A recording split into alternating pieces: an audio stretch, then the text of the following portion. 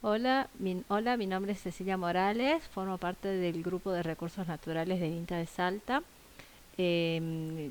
Junto con Ignacio Fernández trabajamos en el mapeo digital de carbono orgánico del suelo en la localidad de Colonia Santa Rosa. Ignacio forma parte de la agencia de extensión del departamento Ara.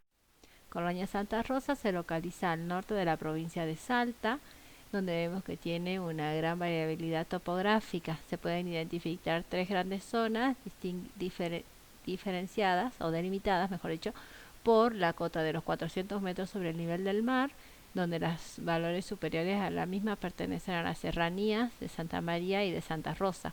Tenemos una zona intermedia comprendida entre los 350 y los 400 metros sobre el nivel del mar y una zona baja con valores inferiores a los 350 metros.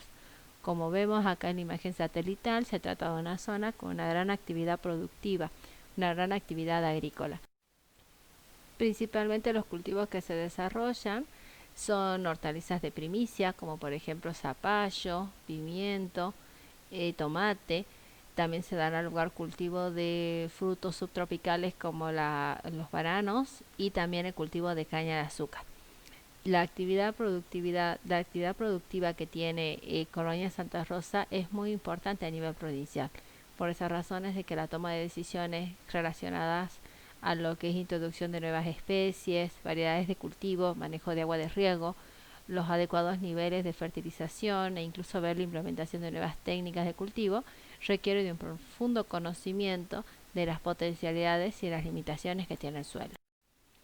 En el trabajo consideramos que tener en cuenta en un primer momento caracterizar los niveles de carbono orgánico que tenemos en el suelo. ¿Por qué razón? Porque es considerado como un indicador de la salud del suelo, porque vemos que sus niveles de concentración dependen de la vegetación existente y la distribución de esta vegetación a su vez está relacionada con patrones topográficos. Entonces sabemos que el análisis de estos factores va a explicar la variabilidad del contenido de carbono orgánico del suelo en la localidad de Colonia Santa Rosa. Por esas razones que el objetivo de este trabajo es generar mapas continuos de niveles de carbono orgánico a 20 centímetros de profundidad. Entonces, bueno, estas son las zonas donde se efectuaron los muestreos. Se tratan de 33 fincas que se seleccionaron teniendo en cuenta más o menos un historial de uso similar en lo que se refiere a años de productividad, como también de los cultivos que se dieron lugar en el mismo. Se efectuaron sobre estas muestras los análisis de laboratorio de rutina y tomamos como variable estrella a los niveles de carbono orgánico del suelo. Ahora, a esta información nosotros la organizamos de tal manera de poder aplicar una metodología estadística para poder obtener el mapa continuo de carbono orgánico. En este trabajo nos basamos en el método del modelo de regresión Kriging. Para poder aplicar el mismo tenemos que organizar la información en dos grupos. Por una parte tenemos la variable dependiente, que son los niveles de carbono orgánico, que bueno, aquí tenemos los puntitos que representan los lugares de muestreo, y por otra parte tenemos las variables independientes, que están referidas a las variables morfométricas de la zona. A partir del modelo de elevación digital de 30 metros de resolución, efectuamos una corrección para sacar los valores anómalos y calculamos todas estas variables morfométricas. Una vez que realizamos lo mismo, unimos las dos fuentes de información a través de una tabla y sobre esta tabla es con la cual trabajamos. La idea fue plantear un modelo, el método de Regression Kriging. Regression Kriging lo que hace es efectuar el estudio estadístico en dos etapas. En un primer momento hace un ajuste regional y luego, que esto lo haríamos con la parte de las variables topográficas, y luego efectúa un ajuste local, que sería esta línea continua de color naranja, utilizando los residuos que se obtuvieron del ajuste regional. Entonces, una vez que nosotros definimos cuáles son las variables que mayor influencia tienen sobre la distribución del carbono orgánico, también le incorporamos los errores, que serían los residuales, que obtuvimos para obtener un mejor ajuste. Entonces, bueno, planteamos el modelo estadístico y observamos que las variables que mayor influencia presenta son el sombreado, que es una técnica que permite visualizar el terreno en función de una fuente de luz y de la pendiente y la orientación de la superficie de la elevación. Es un método cualitativo para visualizar la topografía y no proporciona valores absolutos de elevación. Otra de las variables que mayor influencia tienen en la distribución es el índice de llanura de fondos de valles, el cual identifica y representa los fondos de los valles como regiones continuas. ¿Y cuál es la relevancia que tiene este índice? Es que influye en los mecanismos de acumulación y de traslocación. Y por último, tenemos la posición relativa de la pendiente. Se trata de una variable que representa la posición de la pendiente de la celda y su relativa posición entre lo que es el fondo del valle y la ladera. Bueno, una vez que tenemos definidas estas variables topográficas, tenemos que tener en cuenta cuáles son los coeficientes, o sea, cuál es el nivel de influencia de cada una de estas variables dentro de la distribución del carbono orgánico.